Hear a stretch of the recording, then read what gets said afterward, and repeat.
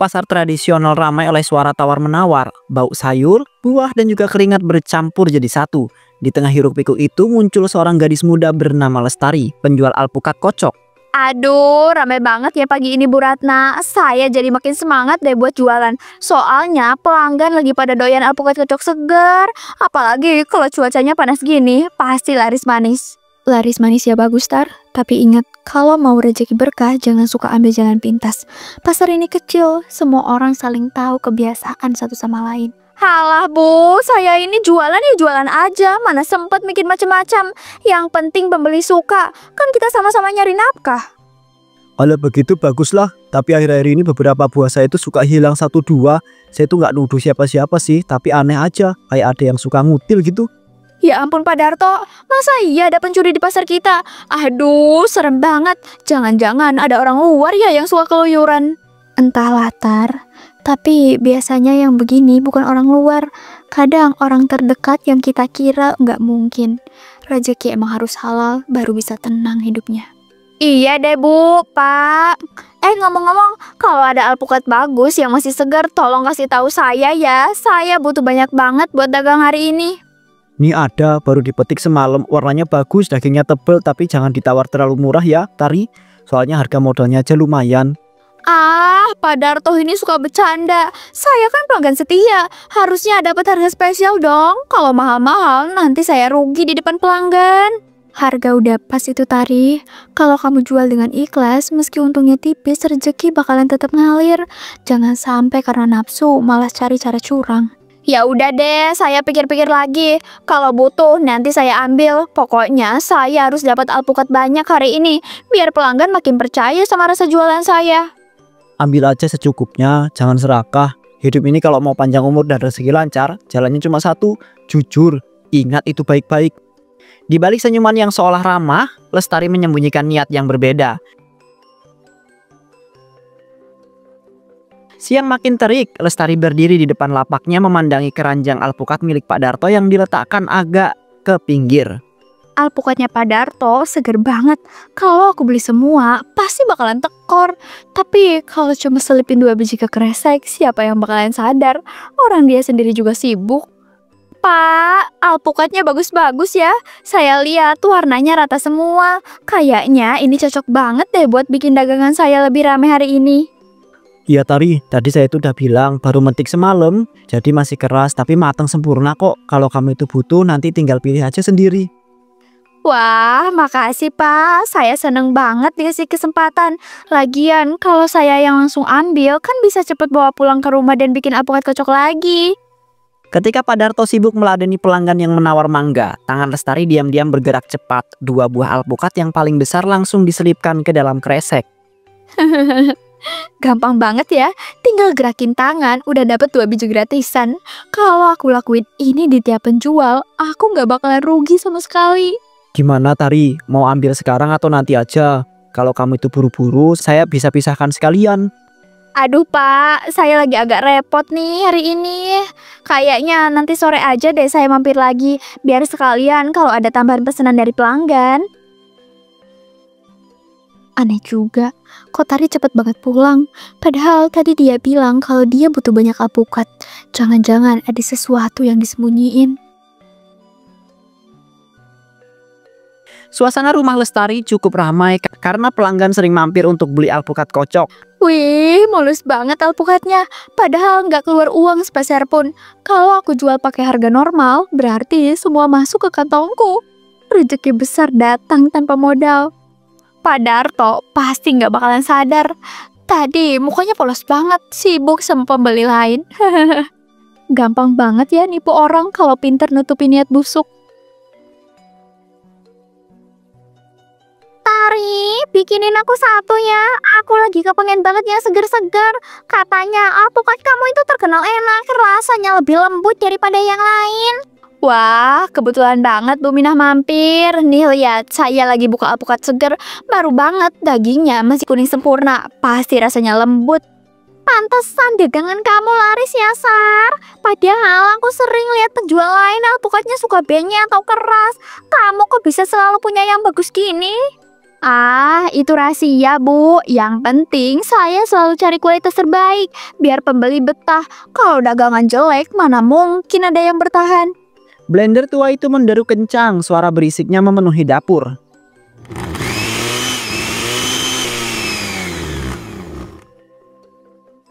Lima menit kemudian.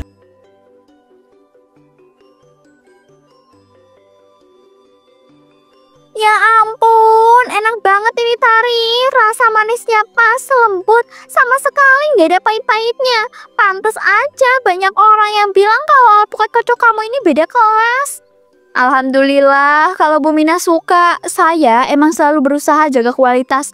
Kalau pelanggan puas, otomatis rezeki ngalir nggak bakalan berhenti. Ini Tar uangnya, jangan lupa kembaliannya. Semoga rezeki kamu lancar terus ya. Kalau aku butuh lagi, aku bakalan balik ke sini. Pokoknya alpukat kocok kamu ini juara. Makasih banyak Bu, doanya saya aminkan. Semoga aja dagangan saya makin ramai ya. 5 menit kemudian. Kalau semuanya kayak gini tiap hari, bisa untung banyak tanpa capek modal besar. Hari itu Lestari berhasil menjual alpukat kocok dari hasil curian tanpa seorang pun mencurigai dirinya. Pagi itu pasar tampak lebih ramai daripada biasanya. Lestari melangkah ringan, wajahnya berseri-seri karena semalam dagangannya laris manis. Wah, Bu Yuni, alpukatnya cantik-cantik banget ya. Dari jauh aja udah kelihatan mulus semua. Cocok banget buat dagangan saya. Kalau saya pakai yang begini, pelanggan pasti bakalan makin percaya. Iya Tari, baru dikirim semalam dari kebun. Kalau kamu mau beli, pilih aja. Saya kasih harga bagus kok, biar dagangan kamu tetap jalan. Masalahnya Bu, kemarin modal saya lumayan terkuras buat beli gula sama susu. Kadang kepikiran, gimana ya caranya biar tetap bisa jualan rame tapi nggak keluar banyak biaya. Saat Bu Yuni sibuk menimbang apel untuk pelanggan lain, tangan Lestari cepat bergerak dengan sekali gerakan halus. Ia menyelipkan 2 alpukat paling besar. Gimana Tar, kamu udah dapat alpukat yang cocok? Kalau kamu mau ambil banyak, nanti aku kasih diskon sedikit, biar kamu juga nggak terlalu berat di modalnya. Aduh, makasih banyak Bu. Tapi kayaknya nanti sore aja deh saya mampir lagi. Sekarang masih mau ngitung modal dulu, takutnya kebablasan belanja. Aneh, kenapa ya tiap kali Tari mampir kreseknya selalu kelihatan penuh. Tapi aku jarang lihat dia bayar. Kayaknya emang ada yang gak beres deh. Gampang banget ya, 2 biji alpukat masuk tanpa bayar. Kalau tiap hari begini, aku gak bakalan keluar modal sama sekali. Aneh ya, rasanya kok alpukat saya berkurang lebih banyak dari yang dibeli orang. Apa mungkin aku salah hitung? Ya sudahlah, lagian pasar ini kan rame, jadi bisa aja saya keliru. Makasih ya Bu Yuni, semoga dagangannya laris terus. Saya duluan, soalnya harus buru-buru buka lapak sebelum pelanggan datang. Dengan langkah cepat, Lestari meninggalkan kios Bu Yuni. Hatinya dipenuhi kepuasan karena berhasil membawa pulang alpukat tanpa membayar. 3 hari kemudian. Siang itu pasar penuh hiruk pikuk, tapi ada sebuah keganjilan yang tak bisa diabaikan. Beberapa pedagang mulai resah karena stok buah mereka berkurang tanpa jejak. Ratna, aku heran deh. Semalam aku nerima 2 keranjang alpukat penuh, tapi siang ini yang laku paling cuma 10 kilo. Aneh banget, kenapa berkurangnya lebih banyak dari itu? Iya Yun, aku juga perhatiin. Aku udah sering lihat Lestari mampir ke kiosmu. Kreseknya kelihatan penuh, tapi aku jarang banget lihat dia bayar jelas. Kamu nggak curiga sama sekali apa? Masalahnya dia itu ramah, ngomongnya manis banget, kadang suka janji mau balik lagi buat beli. Aku jadi mikir, mungkin cuma aku yang salah hitung aja. Kalau soal salah hitung, aku itu juga ngalamin. Alpukatku sering hilang 2 atau 3 biji. Awalnya sih kupikir jatuh atau kepencet orang, tapi kok sering banget ya. Makanya, aku yakin ada yang gak beres. Jangan-jangan ada yang sengaja nyelipin buah ke kresek belanjaan. Dan aku pernah lihat Tari tangannya cepet banget. Kayak bukan cuma ngambil yang di timbangan. Jangan asal nuduh juga Ratna. Kalau ternyata salah, bisa panjang urusannya. Tapi kalau benar berarti emang ada maling kecil-kecilan di sekitar kita. Kita tuh pedagang kecil loh. Kalau barang sering hilang, kerugian kita itu makin besar. Sekali 2 kali mungkin masih bisa ditutup, tapi kalau tiap hari bisa bangkrut. Aku nggak mau tutup mata. Aku bakal awasi lagi kalau Lestari mampir. Kalau dia beneran nyolong, lebih baik kita tegur daripada biarin dia keterusan. Oh, yang dimaksud Lestari itu penjual alpukat kocok yang di ujung jalan ya? Waduh, saya sering beli di situ. Kalau bener dia pakai buat curian, berarti saya ikut makan dari hasil yang nggak halal dong. Aduh, jangan sampai gosip ini nyebar ke pelanggan dulu. Kalau salah bisa bahaya. Dagangan kita yang kena imbasnya. Tapi aku juga nggak bisa bohong. Rasa curiga aku makin besar. Kalau begitu kita itu harus hati-hati, jangan langsung sebarin gosip, tapi pasang mata kalau ada kesempatan kita tangkap basah tuh biar jelas siapa yang salah. Baiklah, kita lihat aja. Cepat atau lambat kebenaran bakalan kelihatan. Dan kalau memang Tari yang main curang, yakin deh Tuhan punya cara sendiri buat kasih balasan. Gosip itu menyebar cepat di antara para pedagang. Meski belum ada bukti yang nyata, bayangan kecurigaan mulai mengitari nama Lestari.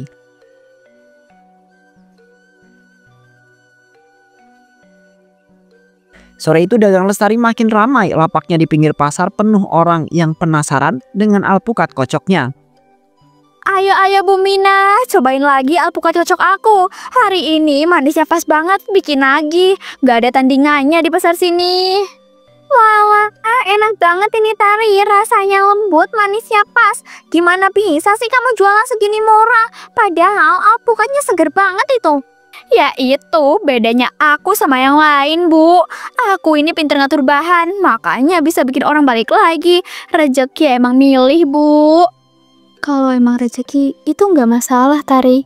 Tapi jangan lupa cara dapetinnya. Kalau ada yang kurang halal, sehebat apapun disembunyiin, ujungnya bakalan kebongkar juga. Bu Ratna, jangan nuduh sembarangan ya. Aku ini kerja keras dari pagi sampai sore. Kalau rame begini, ya hasil jerih payahku. Jangan bawa-bawa halal haram deh. Tapi benar juga sih, Tar. Aku itu sering lihat kamu bawa alpukat banyak banget. Belinya di mana sih? Kok kayaknya nggak pernah beli di pasar sini? Aduh Bu Mina, urusan dapat barang itu rahasia. Yang penting daganganku enak, murah, pelanggan puas. Iya kan? Rahasia boleh, Tar.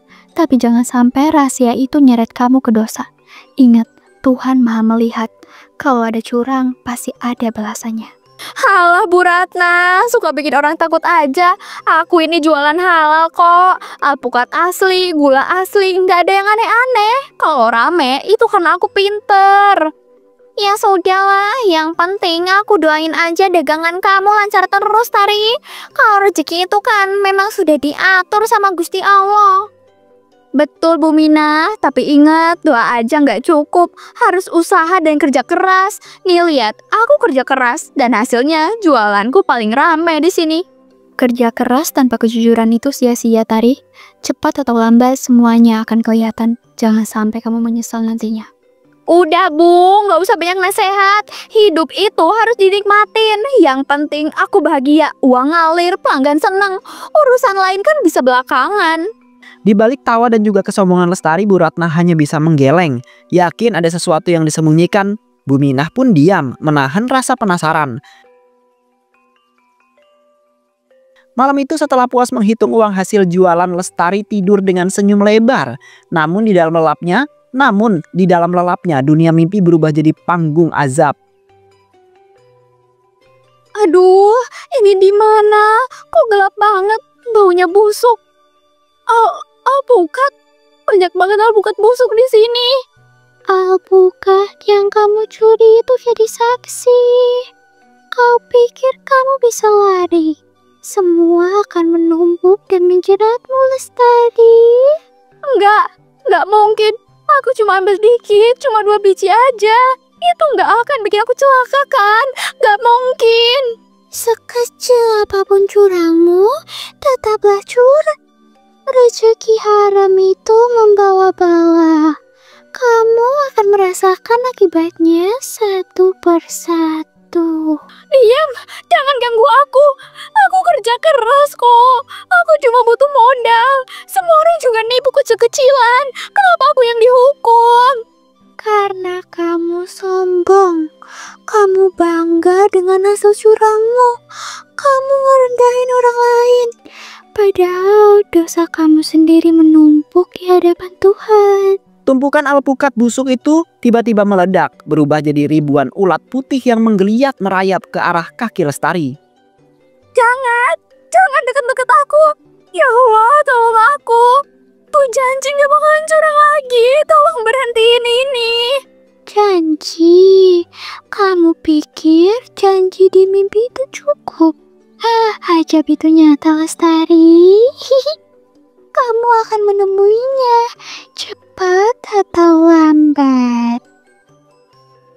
Teriakan Lestari menggema di kegelapan. Ia terbangun dengan tubuh basah kuyup oleh keringat. Astagfirullah, jangan-jangan mimpi tadi beneran pertanda. Tapi mungkin cuma kebetulan. Aku nggak boleh takut. Pagi itu Lestari membuka lapaknya dengan penuh percaya diri, senyum lebar kembali mengembang, seakan mimpi buruk semalam hanyalah bunga tidur saja. Selamat pagi Bu Mina, mau pesen alpukat kocok lagi kan? Hari ini alpukatnya seger-seger banget, dijamin lebih enak dari kemarin. Iya Lestari, saya beli 2 gelas ya. Alpukat kamu itu emang paling rame rasanya. Anak-anak di rumah juga suka banget loh.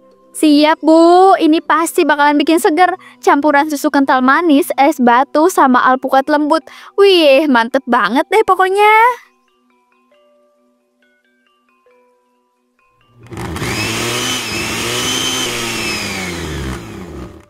Lima menit kemudian. Lestari menuang alpukat kocok ke dalam gelas plastik bening, menutup dengan senyum percaya diri. Tapi saat Bu Minah membuka tutupnya, matanya langsung terbelalak. Pun Lestari, ini apa-apaan? Kok ada ulat hidup di dalam gelas alpukat ini? Jijik banget sih kamu, masih gerak-gerak Bu. Hah?